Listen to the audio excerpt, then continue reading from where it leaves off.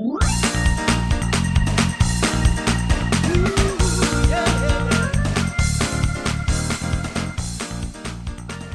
children of God, loved and saved by Jesus. This is the Christ for Disciples podcast. I'm Pastor Paul Steinberg, son of Ken and Dawn, husband of Rebecca, father of 6 kids, a child of God, and we gather Monday, Tuesday, Wednesday, Thursday, Friday, 10 minutes a day to get some outpouring of the Holy Spirit connecting us to Jesus so we can connect our kids to Jesus as well. This week we're on the account of Pentecost from Acts chapter 2. Have you ever been accused of being drunk when you weren't? Accused of just being inebriated and why are you doing what you're doing and you need to not drive, you need to just leave or something like that. Have you ever been accused of that? Maybe you have, maybe you haven't. I've had that actually happen a couple different times. It's not because I was drinking. One time I was at a gathering, and I was just really having a good time. I was in college, and I was having a really good time, and I was being goofy and silly and doing all kinds of good stuff, but just being absolutely silly and laughing a lot. And somebody thought I'd been drinking. They did it in a nice way. They pulled me over and kind of said, hey Paul, have you been drinking? And I think they really did it out of love and concern for me. And I kind of found it funny that they thought I was just being that kind of silly, that I was drunk. Because that's why I said I don't need to drink. I have a lot of fun all by myself. Another time I got accused of drinking is when I was coming home from homecoming in high school. And I had this it was a Renault Alliance, which was car of the year in 1983, and could barely run in 1984. And I had this little Renault Alliance that had hit a deer, and I had repainted it. I called it Baby. So it was really an odd-looking little car. And I was coming home from homecoming in high school, and I was kind of tired, and there was a slow car in front of me that has its hazards on, and I couldn't pass because it was just a narrow little lane. I had to kind of wait. And as I was trying to look, I was kind of, going towards the double striped yellow stripes in the car in the road to look, see if I could pass eventually and see when the road might change. And I was just kind of tired, so I kind of did the swerving a little bit, kind of bored. And all of a sudden, the lights went on behind me. Right behind me was a police officer, and I hadn't realized that. And I was driving slowly and just kind of swerving back and forth in this kind of goofy-looking car, and it was after midnight. And I got pulled over, and the police officer comes up to me and says, have you been drinking? And I look at him, and I said, no. And then he asks where I was coming from, and I said something that got me made me more suspicious. I said, well, I just got done with my high school homecoming. And he said, just hang on a second. And he checked me out all the way, and I told him the whole story, and he let me go. I really didn't need any help anymore. That the flashing police lights and the terror that I might be put into jail for drinking, even though I hadn't been drinking anything, was enough to make me wide awake. In the account of Pentecost, we have some people being accused of drinking. It's not even 9 a.m, and they're accused of drinking because they're just way crazy. They're confusing what's going on, and they're speaking in languages that people were understanding, but maybe they couldn't understand, and it just plain confused them. Listen to Acts chapter 2, beginning at verse 5. Now there were staying in Jerusalem God-fearing Jews from every nation under heaven, because this was Pentecost, this festival that God's people had to come back to Jerusalem for. Verse 6, when they heard this sound, that wind from our previous verses, a crowd came together in bewilderment, because each one heard their own language being spoken. Utterly amazed, they asked, aren't all these who are speaking Galileans? Then how is it that each of us hears them in our native language? Parthians, Medes, and Elamites, residents of Mesopotamia, Judea and Cappadocia, Pontus and Asia, Phrygia and Pamphylia, Egypt and the parts of Libya near Cyrene, visitors from Rome, both Jews and converts to Judaism, Cretans and Arabs. We hear them declaring the wonders of God in our own tongues. Amazed and perplexed, they asked one another, what does this mean? Some, however, made fun of them and said, they have had too much wine. we see bewilderment here. That's the key word, bewilderment. They're perplexed and amazed and just plain bewildered. They don't know what's going on.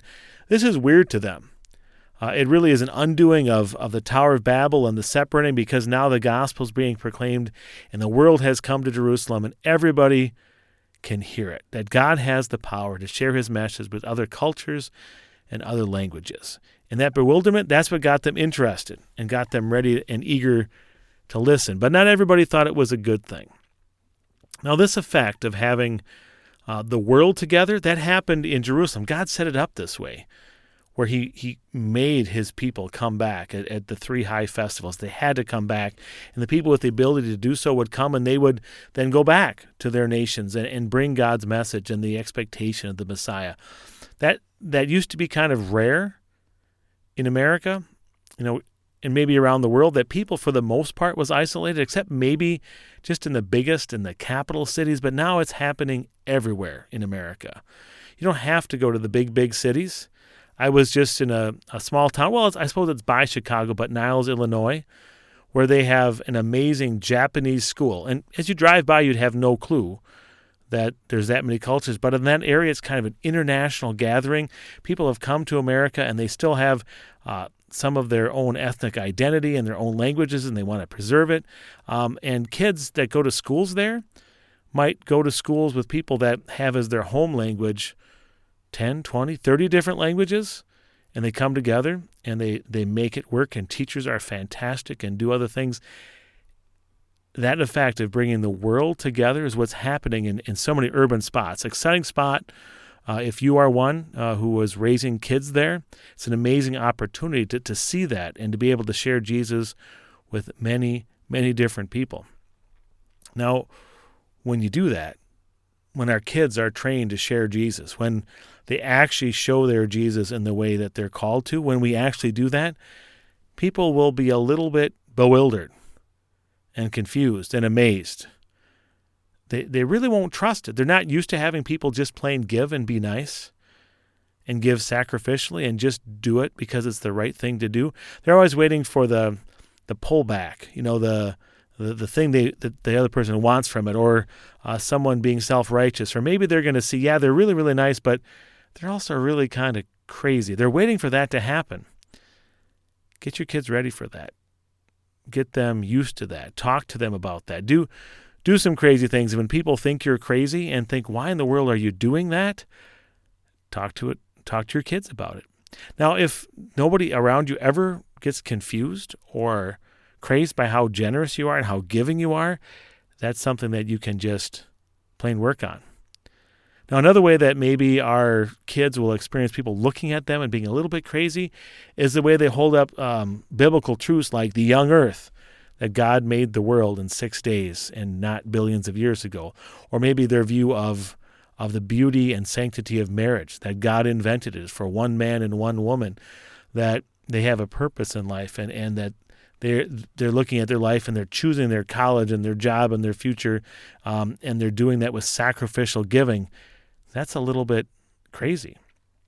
I mean, a lot of the things that young Christians believe in and are called to stand for are things that if someone's running for a political office like president and they believe those things, they'd be mocked for them. If they believed in a young earth and that marriage is only between one man and one woman, they get mocked and ridiculed for it. It'll happen to you. It'll happen to your kids. But if you do it with love, if you do it with sacrificial giving, people will be amazed and perplexed and ask that question, well, what does this mean? They'll ask you, why are you doing this? I knew a group that went to Mexico and kept on bringing things for some of the Mexicans in Sonora that were struggling to have school supplies. And finally, it was the moms that asked, why are you doing this? And those Christians said, well, because we have so much and Jesus gave it to us and we want to show love. And they said, well, can you teach us about that, Jesus? And that's how a whole church was started. Just because they were doing good things and people asked, what does this mean?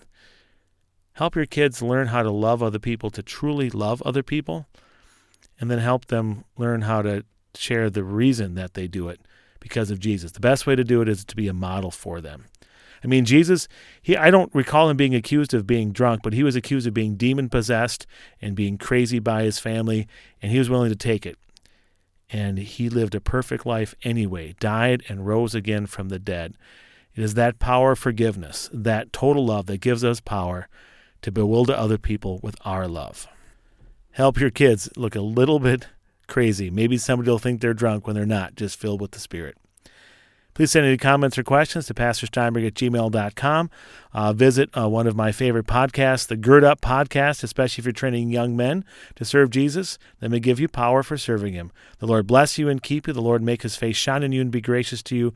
The Lord look on you with favor and give you peace. Amen.